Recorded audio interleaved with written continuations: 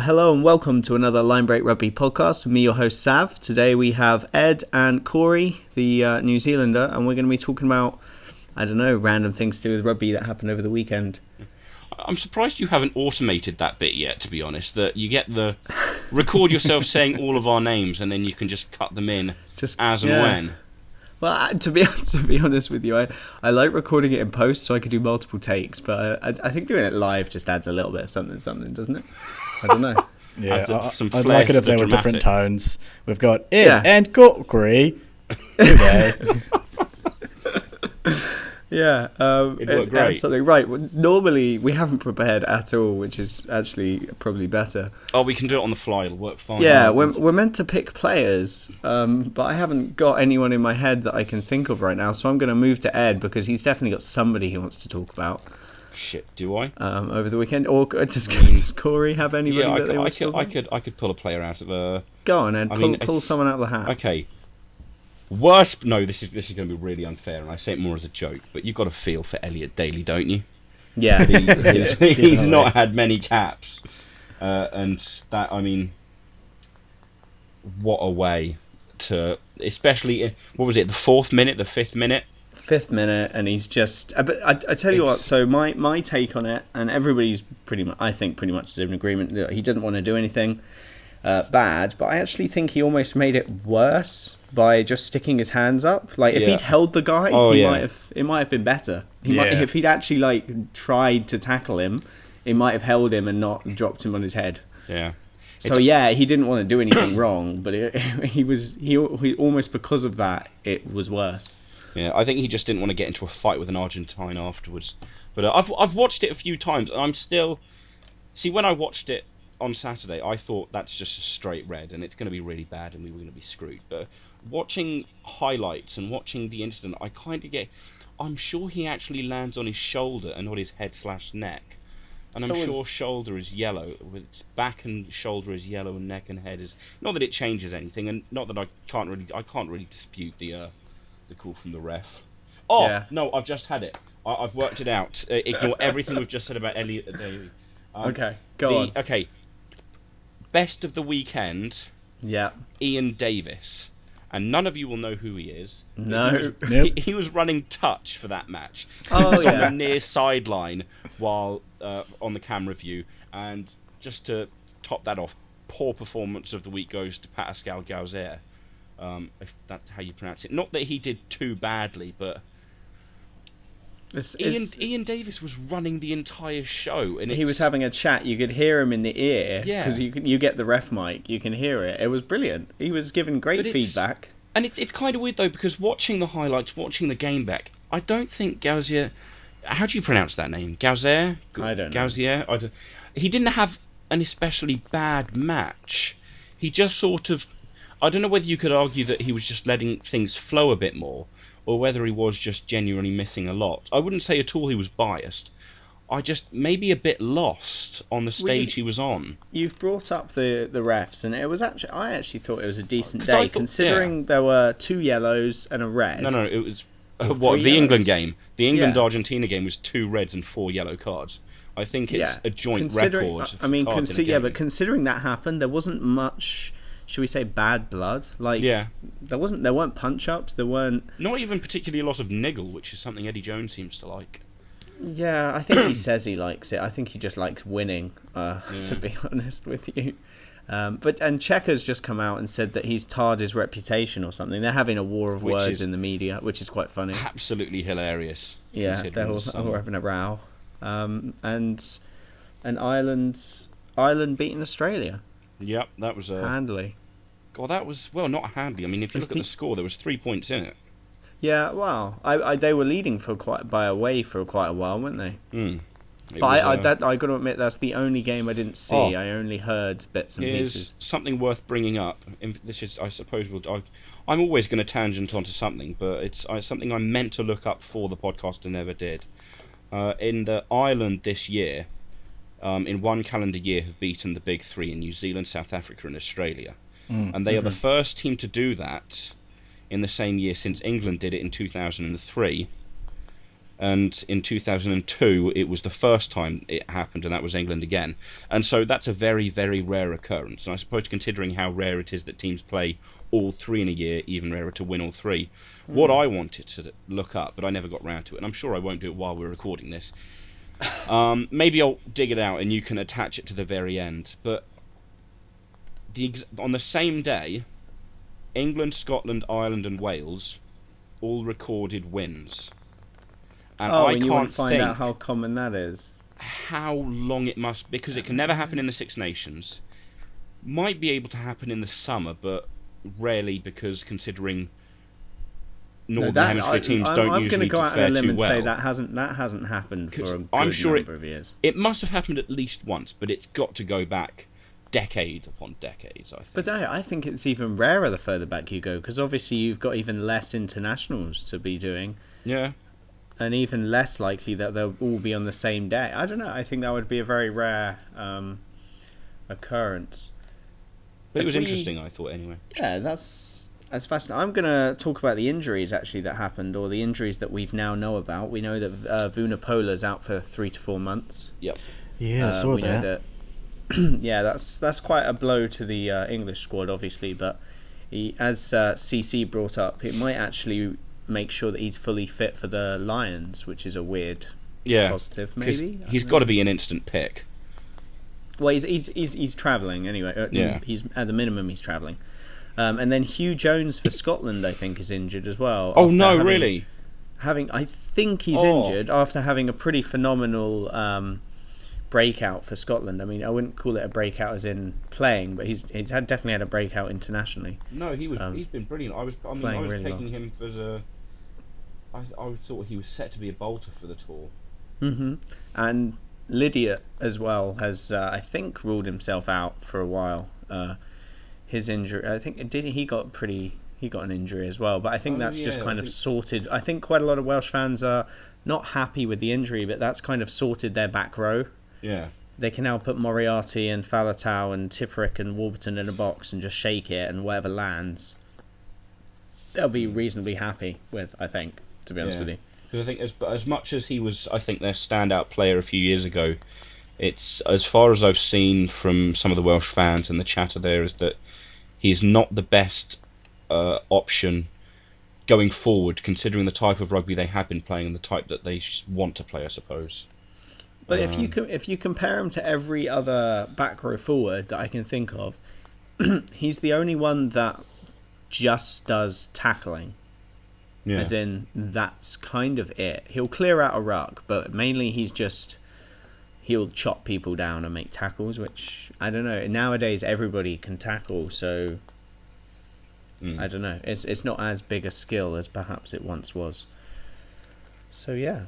So that's all that. And now we need to now we've had, were there any other injuries that you can pull out of the air and remember? I'm sure there were a couple. I think the Welsh are all Sexton, surviving. I think, is now having, as far as I've seen, I think they want to stop playing him even from Leinster for a while to try put and him on rest. Yeah, fix him up, get him straight, and so that, I mean, otherwise it's going to turn into a thing where, you know, he's back from injury and then he gets injured again, and then he's back from injury and then he gets injured again. So I think he's on stand down for a while. Oh, Henshaw got injured. Oh yeah. Did Henshaw get injured? Mate, well, he smashed his head, didn't he? Oh yeah, he went off fairly early. I think he did. And he got hit by that was in the New Zealand game. Oh yeah. That was the illegal, horrendous, evil New Zealanders. That was beating up the poor innocent Irish. Don't fuel that fight. It's quite frankly, I think there was Where's nothing Corey wrong gone? with that. Corey drops? Oh, he's still here. What happened? I'm just waiting to be unleashed, and fair enough. Well, do you want to be unleashed because you're a scrum half, or do you want to be unleashed on the Perinara Aaron Smith battle? I think it's good that Smith has someone taking his spot now, because, I mean, disabled toilet stuff aside, I don't know if that's been the main catalyst behind his waning form, but he needed a bit of a kick up the arse, and I think Perinara starting and playing well is what Smith needs. The season's done now, so he'll do whatever. Cut hair in the off season. Yeah, he'll cut hair in the off season and cheat on his missus some more. And I don't know. He'll. I mean, all that aside, his dubious relations aside, I think he's one of my favourite players just for the influence he has in the game. But he'll go back. He'll join it with the Highlanders, and they'll. I think he'll come right. I think it's good to have the competition in the spot though, like with Dag. Usually a fullback. Lost his form. Ben Smith took the role. Dag managed to get himself back into the scope of things, and while he's playing on the wing, he's got himself back into it. And I'm sure that's because of the competition he's been facing within his own team. So I think. Sorry. Oh, sorry. No, with Dag particularly, I think he's carved a niche almost in that other countries might follow. As in, having a 15 on the wing is quite damn useful. Yeah, definitely. And when Milner Scudder comes back, he'll be the same vein. He's capable fullback, but the All Blacks use him on the wing and use him pretty well. Yeah, I say that it's been obviously wingers and fullbacks, but Dag is pretty specialist fullback. So yeah, because Villy LaRue, as it's pronounced, I think he was a 15 fullback kind of character, wasn't he? He played 10 when he was younger. Yep, he was. That was a thing back in the day. So I think there's always been transition, but for me, Dag has always been very much a specialist fullback. It wasn't even a question. No, so that's quite interesting. I'm glad he was able to make that transition, because when they first I saw him on the wing, I thought, shit, they're doing the schoolboy tactic of throwing someone they want on the team, but not sure where to put him on the wing, just to have him there. But no, he's every time he's been there, he's done a really good job. And I'm looking at an article on him right now, and his haircut is atrocious, and it needs to go. His tash, has he got a tash now? I'm looking. It's one of the. If it's there, it's too minuscule to be seen in this photo. His facial expressions, like that facial expression of him with the Crusaders top, is just one of the best things. What you need to do, you need to watch the Haka Day they did against France on Saturday. He is near the front of it, I think, just the first row back after Reed. The entire way through, he looked completely bladdered. Well, they say the Haka is as good as a warm up, so maybe he'd already had he'd had a couple of drinks. He was on the way out. Smashed a couple back to get him in the zone. Yeah. Geez. Talking about wingers and fullbacks, how about Johnny May and that unfortunate video that's come out Scrum of him not having a clue how other people play? That was impressive that he got to that stage in his rugby career without ever seeing a scrum happen. Especially as a blindside winger, you'd think like once upon a time you might notice what the six was doing. I don't know. It's one of the weirdest things ever that he doesn't even have an understanding of what a flanker does. It's really odd. The only thing I can describe as, so I looked up, he plays for Gloucester. He was born in Swindon. I could just think that he's just very much a local boy, because that's the vibe I get out of Gloucester. I've only played a couple of games there, but it felt, they all didn't leave the town. They all lived there. Yeah, Gloucester vibes. I don't know. I'm confused how you can get to that stage in your career and not know how that works, but it was great footage to watch. See, I swear at one point it almost looks like he's trying to put Mako onto his shoulders, and it just... He wants to stick his head... I think he thought he was second row or something. He wanted to stick his head in between his legs for just a little... For like a brief minute. He was like, oh... He starts binding on his shin as well. Yeah. Which that's right. I can't imagine would help either. How he thought that would aid the prop in it's just... Well, then the scrum collapsed pretty quickly afterwards, and I don't think it was his fault, but I don't think he did anything to help it. Though, in fairness, I'm just going to put this out there. It's got who was? It can't have been. When was it? Harrison when he got moved to 8. Looked. Well, Daly's played. No. I think just before. I say just before half time. I think. At the very end of the first half against Argentina, because someone had gone off, I'm sure, maybe it was then, maybe it wasn't, but I'm sure Harrison was at the back of the scrum. And every time the ref said set, I think they brought Sinclair on and took Tom Wood off. Yeah, so Harrison was at the back, and every time they went set and it was actually contested, he wasn't doing anything. He was like looking over the scrum to see what was going on. He wasn't properly bound. He wasn't driving. It was Daly would have done a better job there at 8 than Harrison did. It's yeah. So we didn't mention he's got a 3-week ban. Yeah, I think I kind of feel it's a bit harsh. I don't know whether I can argue that point too well. I don't know. I feel like we will go down the route of I'm looking at that picture. We'll go down the route where nice guys will get away with stuff, and I just don't think that's on. Like if they obviously put someone in danger, then they put someone in danger, and you move on. But I mean, what happens to the whole? He said sorry, so he gets a week off, and he's got a clean record, so he gets another week off, and it's. If you compare that to Callum Clark, who a couple of weeks ago, for dropping his elbow on someone's face, he only got 3 weeks, and he's got a very, very colourful record. A couple of I think so. There was the other moment in that game was everybody's up in arms the other incident where Johnny May jumped and he got flipped a little bit. Oh no, I thought you were going to go somewhere else with that. That was there was a couple of people just really angry that was only a penalty. That should have been something like he put him in. When it can't be anything more. There's no need for it to be more. He landed like on his face. He landed on his front like comfortably. It looked fine. Well, no, he landed foot first and then just kind of. He didn't land in. I think the main problem was literally if someone's being put in a position where they're landing unsafe, then that's where the foul has occurred. If they're put in a position where they land awkwardly but they're fine, then there's no foul. You have to put someone in a genuinely dangerous position. Yeah. That's the point of the thing. I suppose, and again, I mean, it is all down to the ref's interpretation, but I do remember there was, I think it was in the Six Nations this year with the Hog and the Finn Russell on Dan Bigger. Mm-hmm. In the air, and then I think at some time in the second half, the same penalty happened in the other direction, and I feel like that was the same punishment was handed out a yellow, but for something that seemed a lot less dangerous, it's probably look at that facial expression. No, don't. Did the Kiwis smash the French? I didn't see it. No, it wasn't a smashing. It was not by any stretch. 1924, and what did it was you could see it coming a mile off.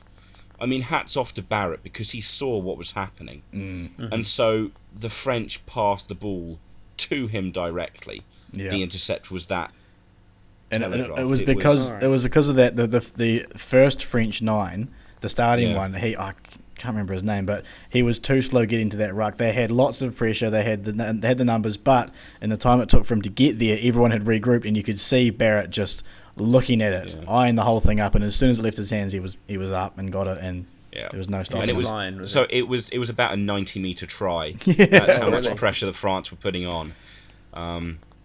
It went from I thought France were genuinely going to score if they kept that pace up, and then suddenly Barrett's at the other end.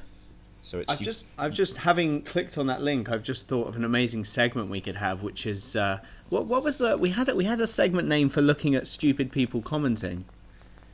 I've forgotten what the segment name was. Anyway, these stuff commenters, they're all getting really annoyed because they think Dag's too old and that that people younger should be playing. So Rico Ione should be playing and Mackenzie, and they're just commenting. They're just like, what? Oh, it's ridiculous.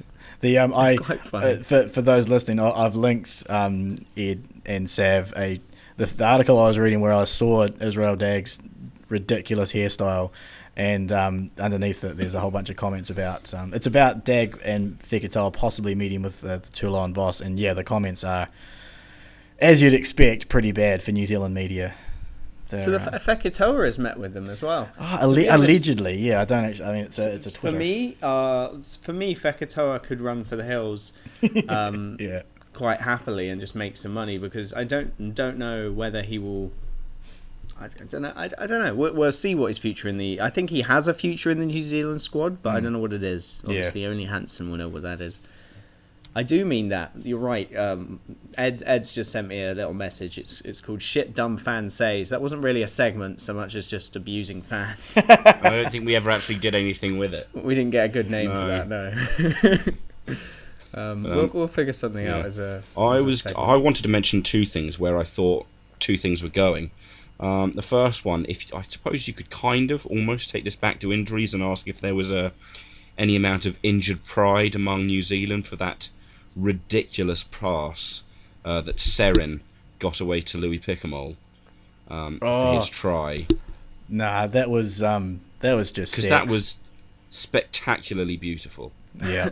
It's absurd how nice that line was. It was just, there was so much subtlety to it, and then Picamole went through like a freight train. It was beautiful. And the speed, the speed at which Picamole changed his mind about it, because you see, see the wee half going for the tap, and Picamole was asking for the ball, had his hands out, half ran right past him, went to the left, and in that second, Picamole started, right, I know what's going to happen, and he went for it, and the pass stuck. It was. Do you think it could have been a set move? I'm honestly not sure. If it was, he was selling it bloody well, because I thought he was demanding the ball, and then suddenly he was over. I mean, if it was set, that's well done. Even if it wasn't, it's still awesome. Picamoles is one of those. He's genuinely world class and has been for a while. I mean, I didn't see this in particular, but the man is an absolute monster. It takes two people all the time to tackle him. Anyway, there's not much I can say. Obviously, Northampton. I watched some of the club games this weekend more than I watched the internationals. And the Northampton game, they really missed. They lost North, and they really missed Picamoles. They were in dire straits. Really, they lost to Newcastle, but they were at home. That's got a sting. Exactly. Jesus, Newcastle played well. Newcastle happen. didn't play badly, but there was no reason. Myler played fine, but his opposite number, Hodgson. I think it was Hodgson, long hair, number 10. Anyway, he was playing okay, but he was just he's the kind of player that was really confusing to me. He seemed to have the jitters, but really good positionally. He was in the right place at the right time for so many different things that he was all over the park, but he was also making weird mistakes as well. So I didn't know whether he had a good game or not, to be honest with you. I was really confused. I was like, oh, he did a lot, but was it all good? I don't know, but it was quite interesting. And Myler, the old head, versus a young gun that was really trying to stick it to him.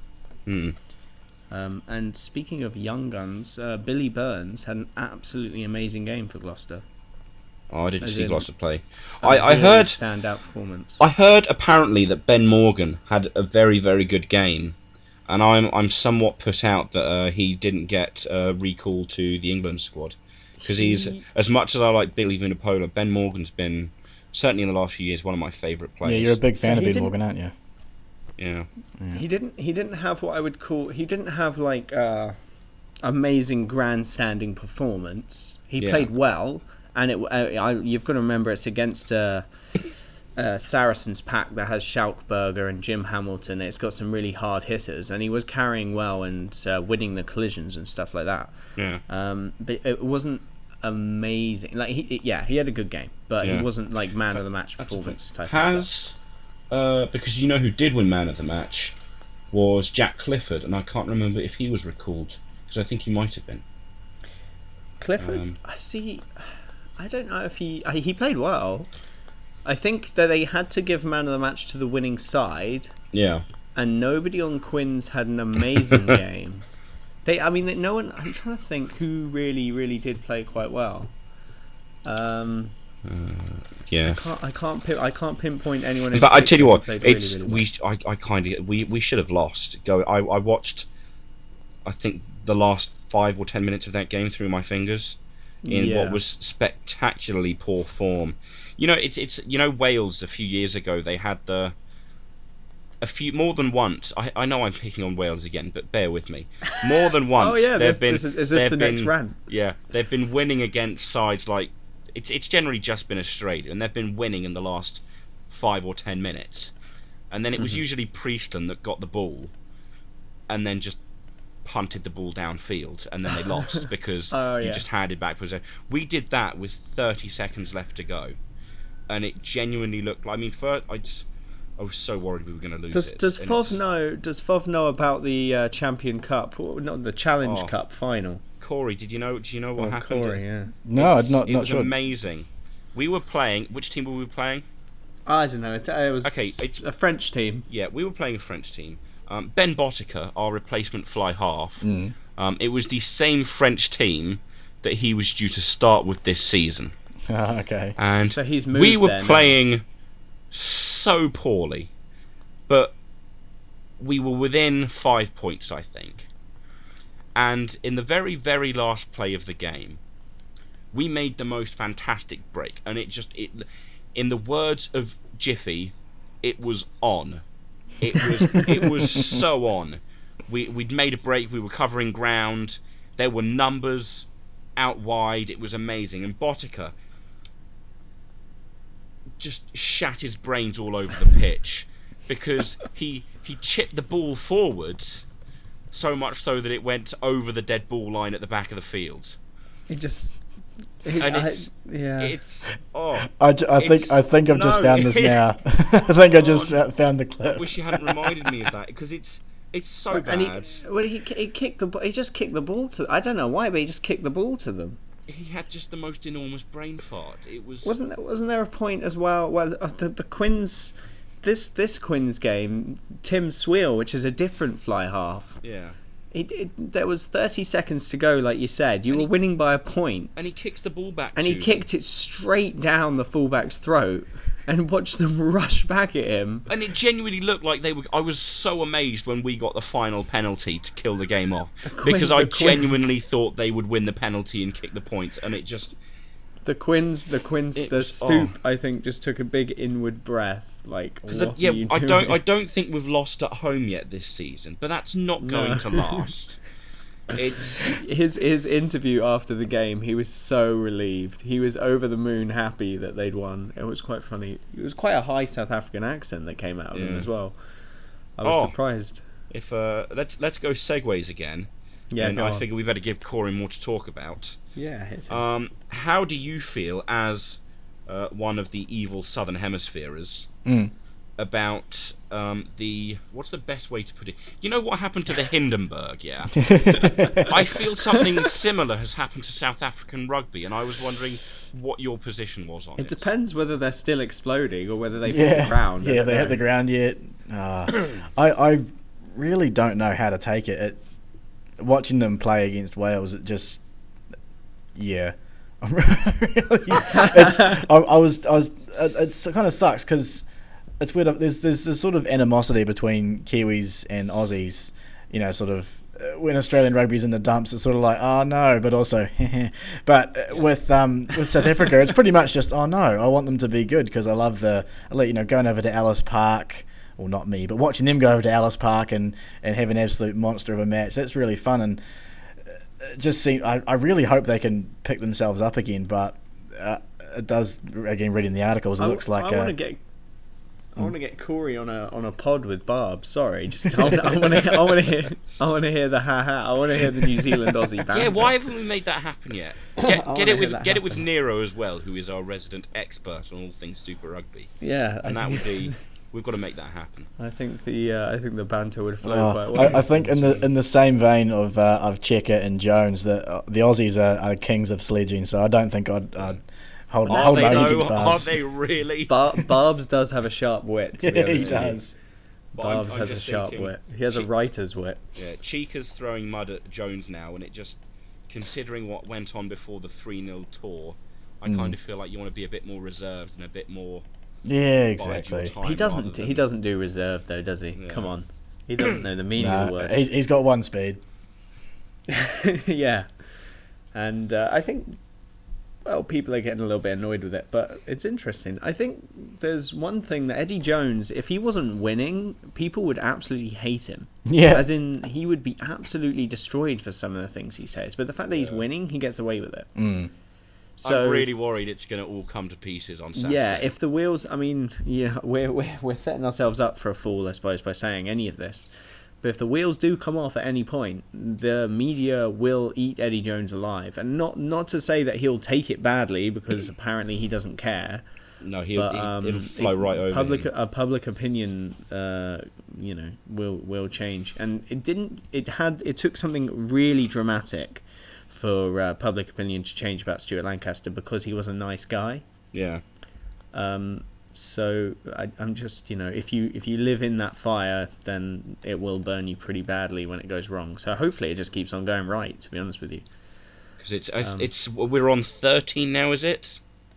We're rocking along quite nicely. Because I think I read something the other day. We beat Uruguay, so we're on a 13-match winning streak. So this is what I read the other day, which kind of it makes everything more exciting, and why it just adds a bit more flavour to potentially winning on Saturday against Australia.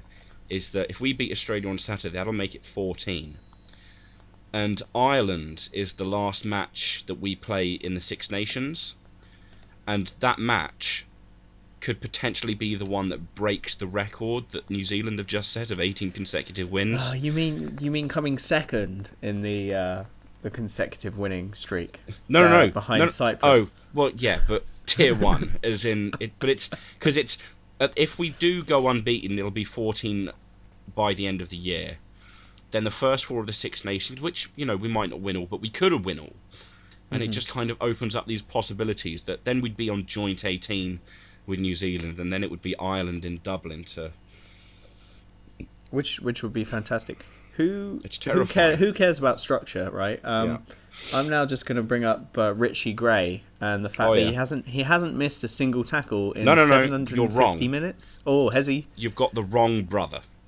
Johnny. It's Johnny Gray. It's Johnny Gray. It's Johnny Gray. Oh no, because Richie always said that Johnny was the better one, didn't he? Yeah, and it turns out he was right. Yeah. Well, not missing a tackle in 750 minutes is pretty ridiculous. That's insane. And not only that, but he's now penciled in, shall we say, for a Lions shirt in one of the craziest competitive. Itoje, Alan Wynne-Jones, Toner, Henderson, Cruz, Launchbury, Laws. It's Corey. You do not understand now that because of what is happening next summer, you have to watch all of the next year's Six Nations. Yeah, I do. I just after watching all of these. And I mean, people talk about the gap closing, but it's it seems to be a bit more than that. I don't know. It's I'm going to watch it. No, look, I tell you what it is. It's the Northern Hemisphere cycle is completely wrong. Yeah. So you've got these microcycles and you've got the macrocycles, and the macrocycle apparently in the Northern Hemisphere is all wrong. We peak the year after a Rugby World Cup rather than on the Rugby World Cup, and apparently now Ireland and England are at their peak. Not to say that New Zealand aren't, because they're still winning, but we've peaked at a weird time. Just a year after when we should have peaked, which is sad, but it is what it is. But it's the big thing is that considering that it is now next summer, we are very close to Lions 2017 in New Zealand. It's particularly because we have a Kiwi with us. It's I mean, as much as we're all going to fight and bicker about who gets left behind and why it should be Alan Wynne-Jones as opposed to Toje or whatever, I'm never going to stop. I promise. Just fuck the world. No, that's too far. That's too far. Sorry. We'll let the sheep do that. Yeah.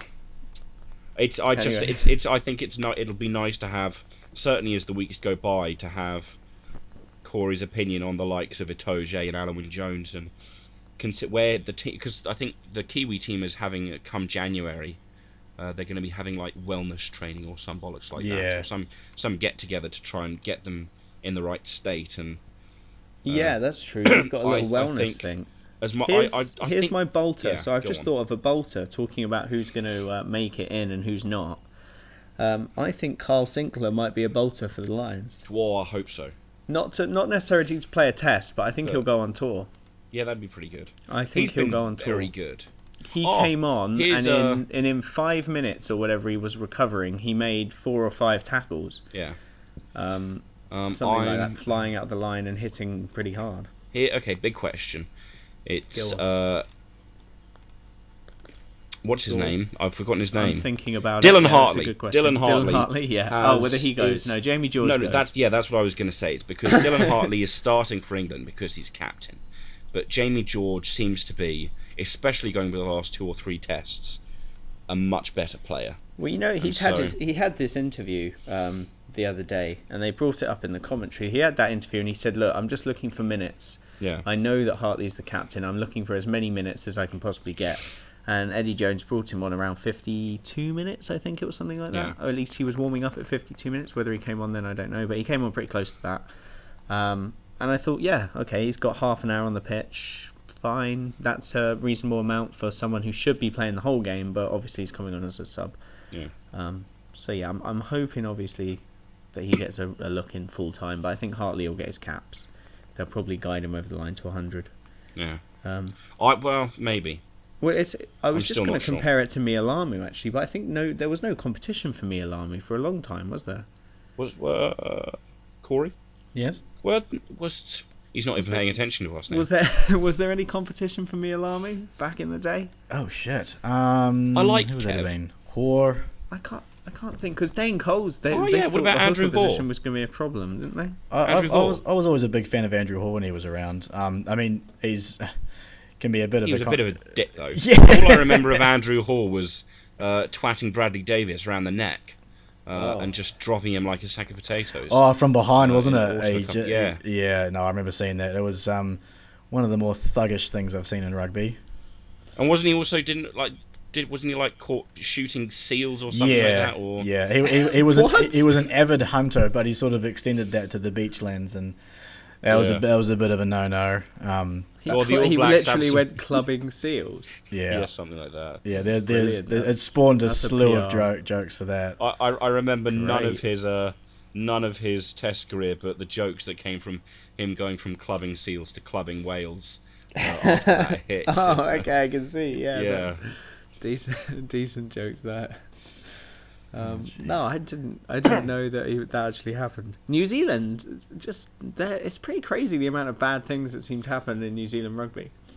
Just the dramas that seem to be whipped up by the media is amazing. I suppose here, at least, because it's such a prolific sport in the country, it's kind of hard to, I imagine, separate. I mean, not that I think his personal life always involves clubbing seals, but as soon as you do anything, you're in the spotlight, and you're going to get dragged through the mud. He was just trying to have a quiet life, clubbing seals. Just wanted to club my seals. You've got to understand, there's only a finite amount of sheep out there. And on the note, I went through the World Cup squads when he was around. So we had Andrew Hoare, of course. There was Anton Oliver was still around, so that's a throwback. Yeah. Who, sorry? Anton Oliver. He's an ex-Otago hooker. Oh, I don't recognise that. Yeah. I saw him in town when I was rocking around once as a youngster. We jumped on his back and he carried about three of us down the street. He's a big man.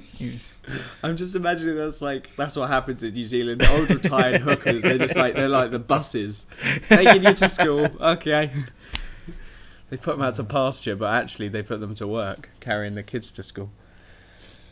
And before there's got to be a lot of old All Blacks kicking around coaching now, I assume, but only Umaga seems to be in the top job. Are there any? Who else is kicking around coaching? God, Tanner doesn't half look old now.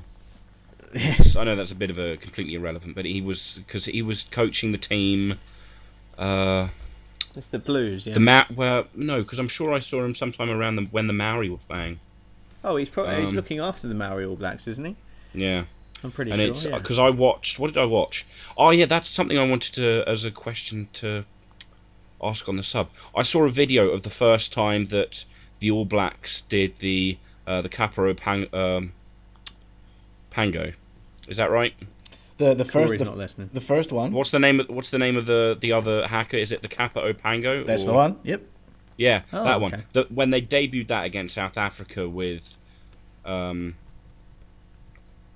Manga leading it. Was that 2005? Was it?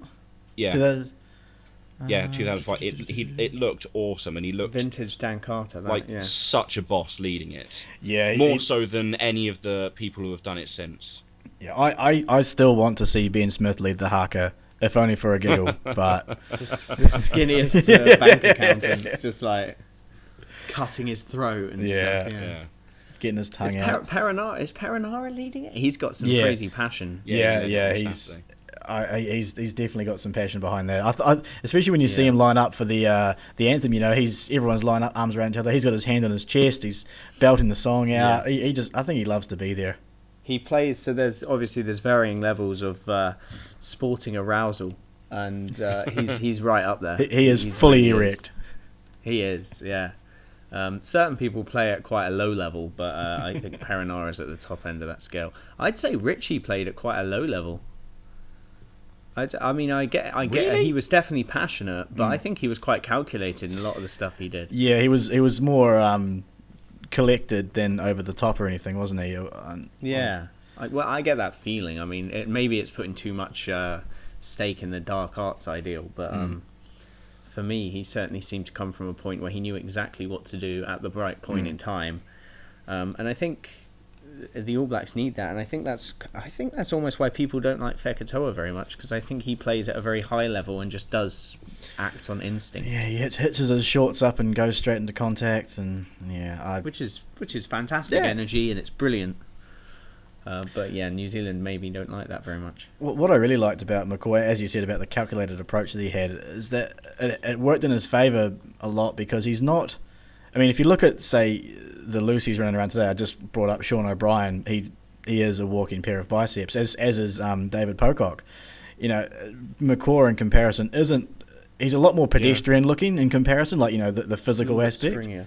Yeah, but it still didn't stop him from being, you know, one of the best in his position.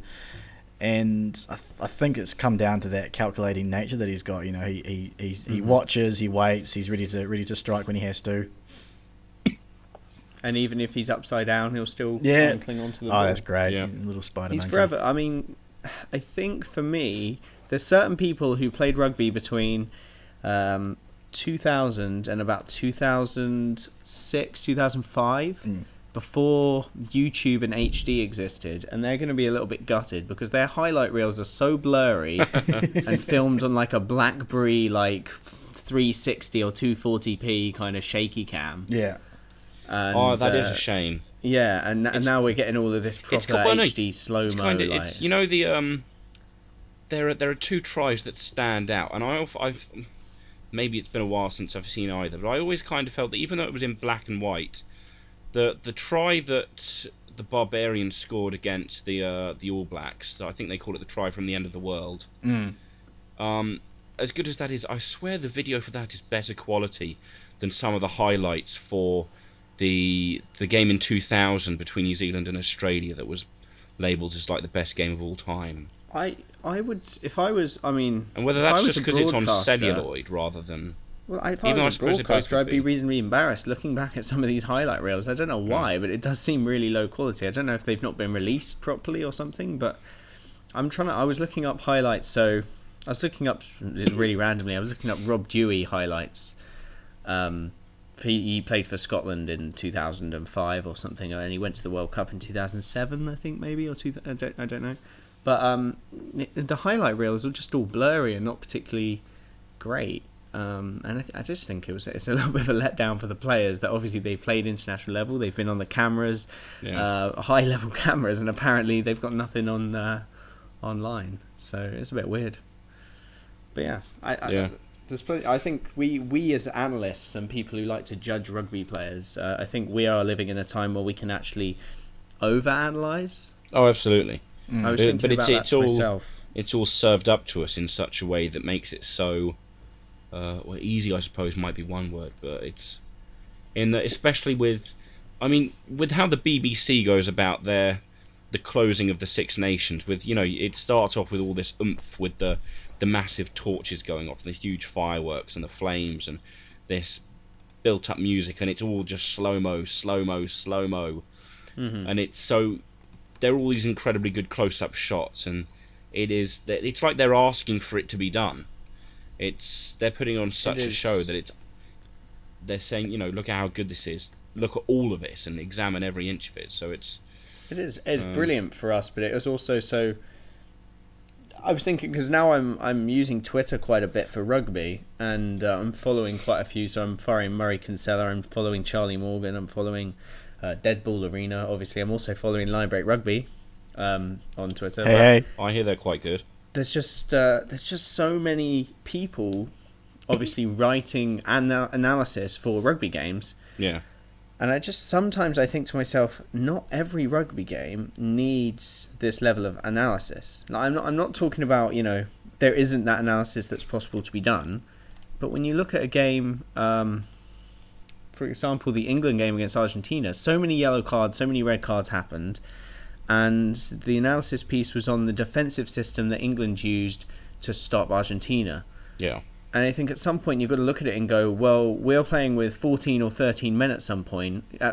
You've got to look at it and go, the defensive system we played was not necessarily the one that we planned to use at the beginning of the game, because we were 2 men down for a large part of it. Something worth noting briefly is, although we were 14 men down for the bulk of the 75 minutes, we only conceded the 2 tries when we were down to 13 men, which says quite a lot for that defensive structure. Yeah. Which I suppose is what all those articles probably say, but I just thought I'd throw that out there. No, it is, and it's an interesting stat. Maybe I'm following too many rugby journalists online. Maybe I'm just looking at all this analysis and going, this just seems to be over analysis for something that, sometimes rugby is just the way it is and that's what's happened. Not all the time. Obviously there's structures in place for stuff that happens, but I don't know. I was watching almost a micro analysis of the movements Jonathan Joseph made in defence. That's probably getting too far into it. And I was thinking to myself, well, yeah, he does shift over there and make that decision to cover him instead of him, but that's because every day in training that's what happens, not necessarily because of a game plan. I don't know. It's interesting, but at the same time, it's kind of that's what rugby is. So it's strange to keep talking about it. I don't know. Anyway, I'm following the bottom end of it is I'm following too many people who do rugby analysis on Twitter, basically. And if you'd like us to follow you too, just send us a message. Because you can never have enough. But I've overloaded, I think. I'm just watching and reading so much stuff. It's brilliant though. All of the stuff that Charlie Morgan and I would recommend, because all their stuff is cutting and is right, but I've overloaded. Apparently, I've decided there's one you need to look up. This is going a bit Reddit centric. Do you remember in the summer after the first weekend, somebody did that? I do. There was that brilliant, wonderful shitpost talking about the closing gap between southern and northern hemisphere. Are you talking about Squidgy Goat? Yeah. I saw that. There's an article that came out recently by someone, and I read a few of his things, and he actually did seem to have his head screwed on quite well, but he was also fairly funny, and I reckon the article put out was similar-ish in tone to the shitpost. Do we think Squidgy Goat got commissioned? Oh well, because I saw the article. Obviously, it was kind of poking fun at the Southern Hemisphere and saying the Northern Hemisphere were now the overlords or whatever. Yeah, but I reckon the guy who wrote that, if you can find him on Twitter, follow him, because... And give him a follow. He seemed to know what he was talking about. So we're recommending you follow Linebreak Rugby, this random guy that we don't know. Well, we'll find his name, so Charlie Morgan, who goes by Charlie Felix, I think, on Twitter, and Murray Kinsella. Those are my guys. And David Flatman's quite good, but he doesn't do much. He does a good podcast, but he doesn't do amazing analysis as far as I know. But he's good podcast and good rugby chat through the week. So those guys are good follows. It's time to call the Northern Hemisphere. It's time to call it the Northern Hemisphere is better than the Southern Hemisphere at rugby now. Oh yeah, Fovo doesn't like that. Too bad. Corey. Hayden Donnell. Hayden Donald. So I don't know if I'll find him on Twitter to see if he's any good. But there's a number, and obviously you follow us on Facebook or whatever.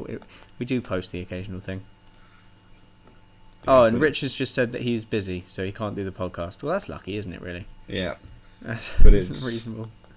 It's brilliant. He's taking digs at a lot of people. He's got everything set up. He's having fun. It's being mean about Genia, Will Genia is the saddest man in rugby right now. Oh, he can't play. And there's a picture of Genia just sat on the field looking a bit...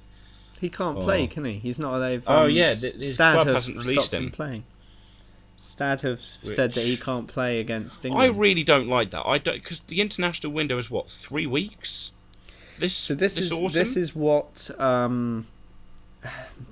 people who want Premiership level rugby to be like English Premiership level football. The people who are really pushing for this club level stuff are wanting, I think, and that's the almost the devaluing of international level sport. But it's. Oh, excuse me. It's not necessarily a good thing, but yeah. I think it's a bit bonkers. It's all in that. It's. I don't know. I think it's. It's frustrating as a fan because you want the best team to Yeah. play the best team. And if Checker can't pick certain players because literally their club won't let them, not Yeah. necessarily like their own rules, like they don't live in the country, or we're not picking them because they play for the wrong club, blah, blah, blah, all of these things. That's not what's happened. It's a club is saying, no, you're contractually obliged to play for us. You cannot play for Australia. Yeah. And I think that's the argument. That's all I've seen about it. If that's different, someone let me know. But as far as I'm aware, that's the only reason that Genia can't play, which is very frustrating and very annoying. But that is part of the reason why people enforce you have to live and work in the country to play for your country. That's part of it. That's why New Zealand are quite successful. Yeah. Wow. Wow. Here's another thought, Corey. How are you feeling about Fads? Or Faddis? Faddis. He's been having a great time with the Barbars. Oh, Yeah. so well. Yeah, no, he's a great player, and I think the Barbars style lends itself to his methods as well. He can be quite off the cuff, and works well with broken play. Uses that deceptive bit of pace, and again deceptive strength as well. He reminds me a lot of Ben Smith in that he's making good decisions, and he's just deceptive in everything he does. You don't think he's going to hit you as hard as he does or glide through as quickly. And I'm looking forward to seeing him go with the Highlanders again. It'll be because they'll have Buckman back, so it'll be because ALB's he's a chief, yes, he's in the Chiefs. Yeah, he's in the Chiefs. So you've got Fekatoa, Buckman, Faddis, and else have you possibly Tihorangi Walden, who's a really good player, but I think he might. I'm pretty sure he's sat on the bench. He might be. Yeah, he is. He's another great player. He's. Do you guys remember, like Tamati Allison? He used to play for the All Blacks. Vaguely. Yeah, he's a bit like that. Head's falling asleep, eh? No, it's allowed. Is it? I went to the gym for the first 3 basically, years. It's allowed. Tay Walden's sort of like that. He's just a really nuggety, solid player. Doesn't offer anything excessive, but does the job. So I mean, I imagine he'll be there. But yeah, it looks like hopefully that keeps Fekatoa honest. You know, have some. Yeah, I'm really hoping that Fekatoa, just for. I don't really want to say the word purity, but it feels like it is a little bit. Like this guy's obviously grown up. He's a Kiwi. He's in the setup. There's no real reason that he should want to go for anything other than money. So it feels a bit weird for him to leave. Yeah. I don't know. If obviously they're short careers, and there's this argument that Cruden could even go because it's a short career and you need to earn your money. It's certainly what Halai and Piatau are doing. Yeah. So there's, I they're can looking understand at those that, boys. particularly in Cruden's case. I mean, I know people will say, as a fan, your opinion doesn't really count. But I mean, if Cruden took the money and went overseas, as a fan, I wouldn't feel hard done by. You know, he's had quite a life. You know, with he's got a family now. He's gone through cancer. He's gone through a huge string of injuries in his rugby career, and eventually, if he's still playing some good footy, there's nothing wrong with taking a bit of a paycheck and setting yourself up for life. Well, he was the understudy to the greatest fly half that the world has seen. Yeah. I mean, we can argue about Johnny, but I mean, and then he's come in and now he's the understudy again. Yeah.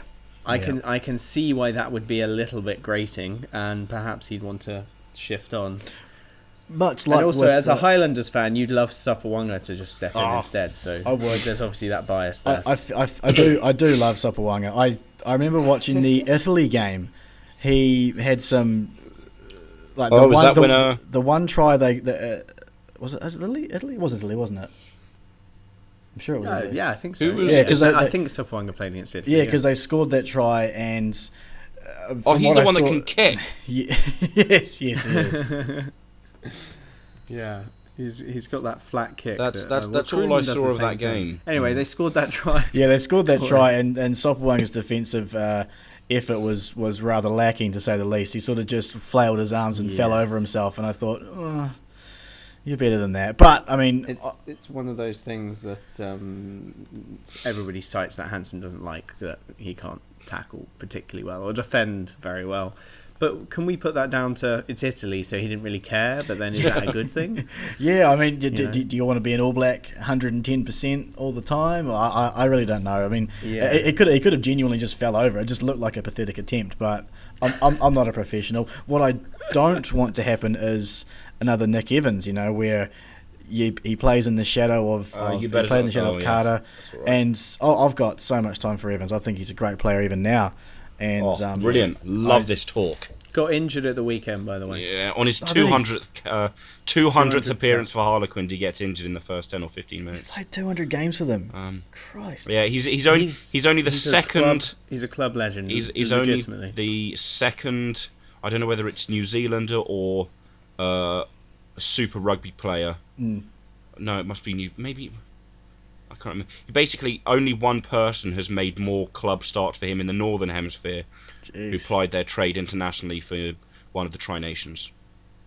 And yeah, I mean, he's always got. I mean, he could wander into any pub in Richmond, I think, and get a free drink. Excellent. The Quins fans. He is fantastic, though. He's awesome.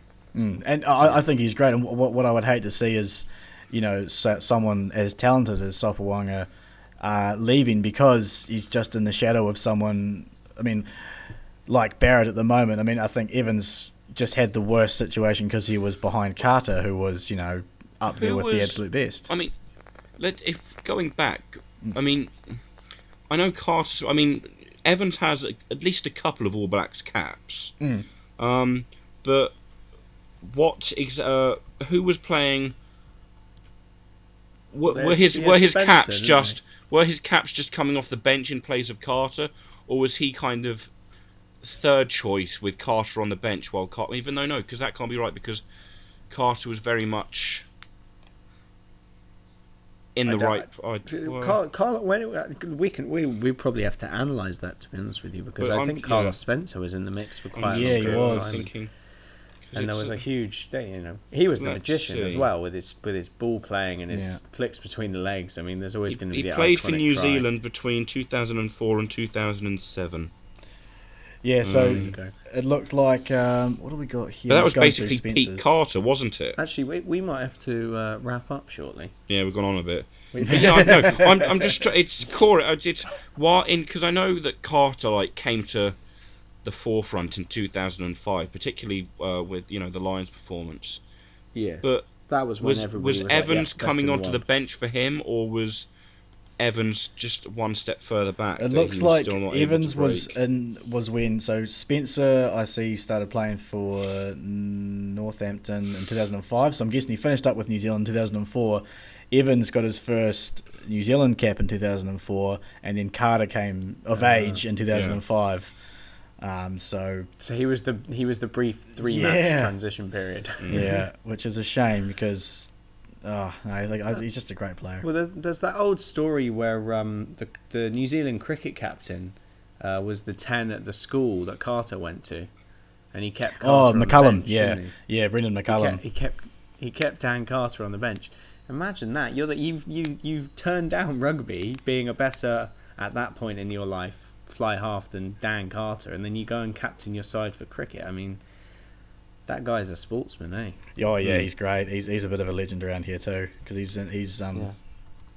he plied his trade in Dunedin as well for his cricket, and so he's really up there. I'm obviously that's just an interesting thing that I remember reading. Right, we've got to wrap it up now because I've got to shoot. I've got work tomorrow morning. No, all good. Right, fair enough. I think it's any further business, isn't it? Any other business? Final thing, we still haven't heard anything about the potential ban for the replacement Argentine prop. So I wonder if that means it's either going really long or it's been delayed. But the one who went stand happy. A while. Yeah. Oh. All right. Well, we'll have a look at that, and that might be a long one. Right. I think I'll have the music playing at this point. Sweet. I love the bit with the music. Immediate bit of music. Shove that in. So to future Sav, just music here. Yeah.